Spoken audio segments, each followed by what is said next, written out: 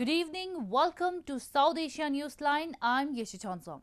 Here are the top stories we are tracking for you on Wednesday, the 9th of December. Security forces gunned down 3 terrorists in India's Jammu and Kashmir.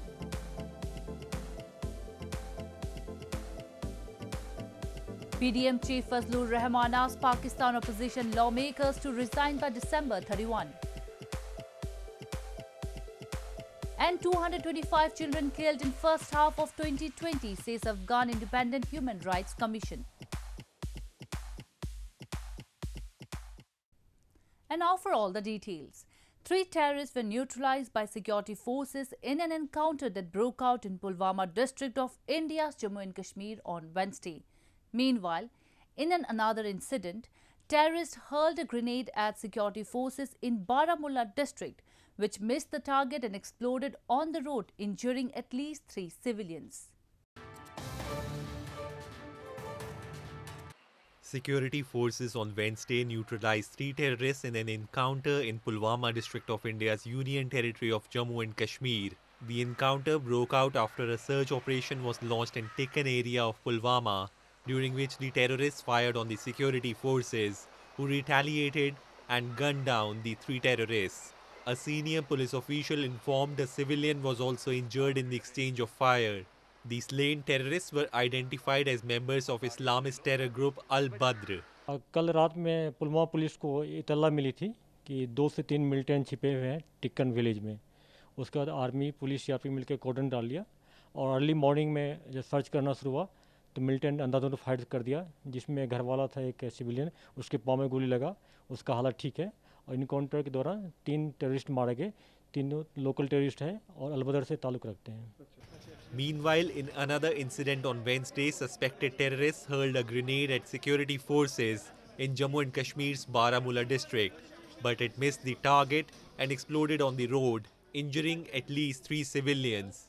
India accuses neighboring Pakistan of aiding terrorists to mount attacks to spread unrest in Kashmir Valley. Pakistan, however, denies the charges. Over 60 foreign envoys on Wednesday visited India's Hyderabad-based leading biotech companies Bharat Biotech and Biological E, where they were apprised of India's vaccine development programs in the wake of COVID-19 pandemic. The Bharat Biotech is developing Covaxin, India's first indigenous COVID-19 vaccine, and has recently requested for government approval. 64 foreign envoys, including ambassadors and high commissioners of various countries on Wednesday, visited 2 key biotech companies in India's southern Hyderabad city that are developing vaccines against coronavirus. The envoys visited Hyderabad-based Bharat Biotech and the Biological E for the vaccine tour, the first such initiative where they were apprised on various aspects of the vaccine production in India. Bharat Biotech, developing India's first indigenous vaccine candidate, Covaxin, is among the 3 drug makers which have recently requested for government approval of its COVID vaccine, while the Biological E Limited had said in November that it expects results by February. It's not just about the manufacturing process, but also about logistics, and it's good to know and good to hear that the centre is talking to the states and working hard on getting those logistics right for India, but also for the rest of the world. Late last month, Indian Prime Minister Narendra Modi also visited the Bharat Biotech Vaccine Centre to review progress. India has already announced that its vaccine production and delivery capacity will be used to help all humanity. In the last few months, New Delhi has provided medical supplies to nearly 150 countries, more than half on a non-commercial basis. Authorities in India are investigating if organochlorine used as pesticides or in mosquito control caused the death of 1 person and hospitalization of more than 400 in southern Andhra Pradesh state in the past few days. The unknown illness infected more than 300 children, with most of them suffering from dizziness, fainting spells, headache and vomiting.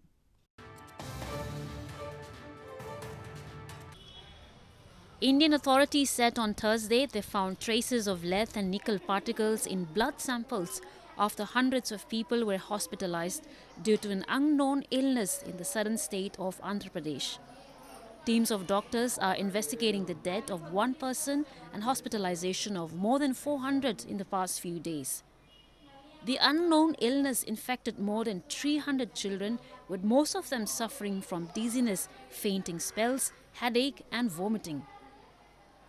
They were tested negative for COVID-19.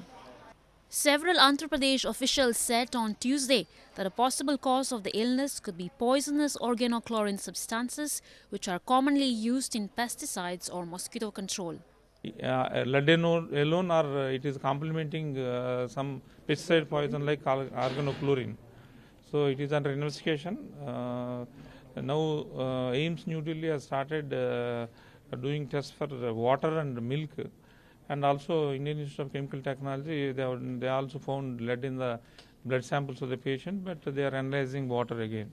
Organochlorines are banned or restricted in many countries after research linked them to cancer and other potential health risks. In news from Pakistan, the Pakistan Democratic Movement announced that all the national and provincial lawmakers belonging to its constituent parties will hand over their resignations individually to the heads of their parties by December 31. This followed hours after Prime Minister Imran Khan declared that he would go for by-elections in the country if the opposition members resign from the assemblies. As the opposition alliance gears up to hold its upcoming rally in Lahore, Chief of Jamaat Ulema Islam Fazl and Pakistan Democratic Movement Maulana Fazlur Rahman on Tuesday asked all opposition lawmakers to send their resignations to their party heads by December 31. Rahman made the announcement at a press conference in Islamabad on Tuesday, hours after Prime Minister Imran Khan said, if the opposition resigns from parliament, the government will go ahead with by-elections on the vacant seats. He was flanked by Pakistan People's Party Chairman Bilawal Bhutto Zardari and Pakistani Muslim League Nawaz Vice President Maryam Nawaz at the conference after the PDM leadership held a meeting to decide its future strategy. 31 दिसंबर तक तमाम पार्टियों के पार्लिमानी अरकान अपने इस्तीफे party कायदीन के पास जमा करा देंगे। कौमी और सूबाई असम्बली दोनों के तमाम मुल्क के।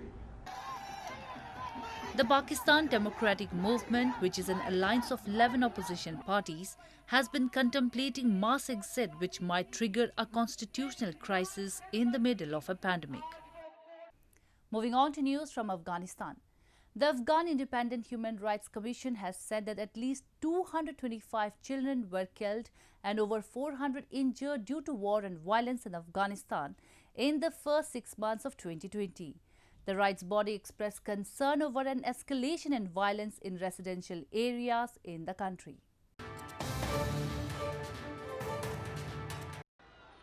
Over 630 children were among the casualties due to war and violence in Afghanistan in the first 6 months of 2020, the Afghan Independent Human Rights Commission or AIHRC said on Tuesday.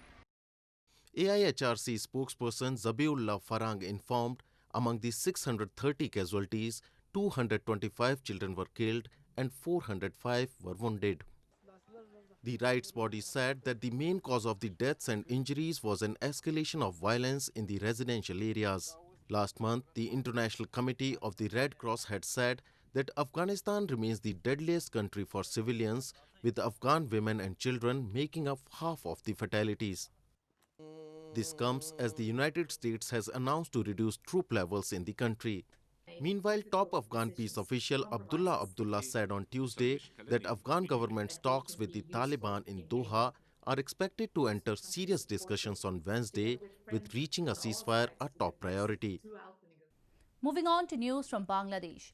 The number of COVID-19 cases in Bangladesh jumped to 481,945 on Wednesday, with 2,202 people testing positive and 32 fatalities reported in the last 24 hours until Tuesday morning.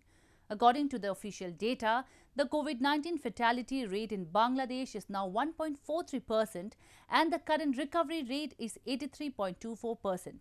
Earlier this week, Bangladeshi Education Minister Deepu Moni also tested positive for the novel coronavirus.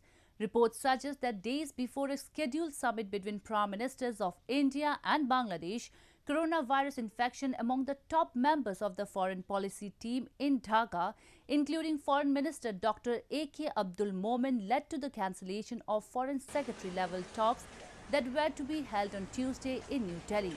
Meanwhile, the garment industry has been ravaged by the pandemic and workers have lost billions in wages as retailers shut shops and cancelled orders.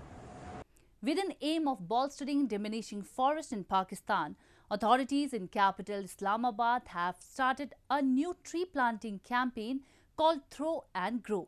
A variety of different seeds rolled within a ball of clay are thrown into the wooden areas where they can germinate within few weeks.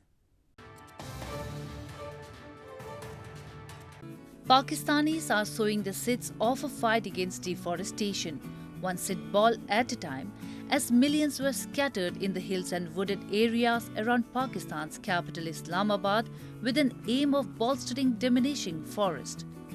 Under Project Throw and Grow, workers from the Capital Development Authority and Islamabad Wildlife Management Board picked out healthy seeds and placed them in the middle of a mixture of clay and organic compost and rolled into a ball.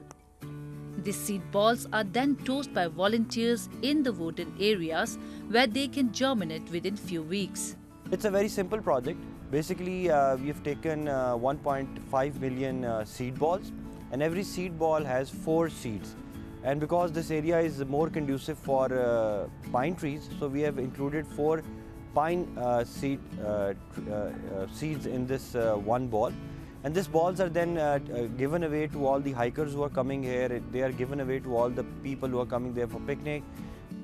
Project Throw and Grow has been in full swing for the past 2 weeks, and officials say they have so far scattered around 1.5 million seed balls. Hundreds of hikers and picnickers have joined in the effort. तकरीबन कुछ 15 से 20 दिन के बाद ये पौधा जब इसको नमी वगैरह बारिश का ये सिलसिला होता है तो नमी वगैरह मिलती है तो 15 से 20 दिनों के बाद ये उगना शुरू हो जाता है और इसमें तकरीबन आप ये कह सकते हैं कि 70 से 60-70% इसमें कामयाबी है. According to recent studies, Pakistan had the highest rate of deforestation in Asia, with deforestation almost doubling in the last 2 decades. Experts warned that the country could risk losing all its forests within the next 50 years if concrete steps are not taken to revive them. A 4-day martial arts competition held in Srinagar city of India's Jammu and Kashmir witnessed participation of scores of enthusiasts. It was the first martial arts event held post the lifting of COVID-19 restrictions in the city and aimed to encourage youngsters towards sports.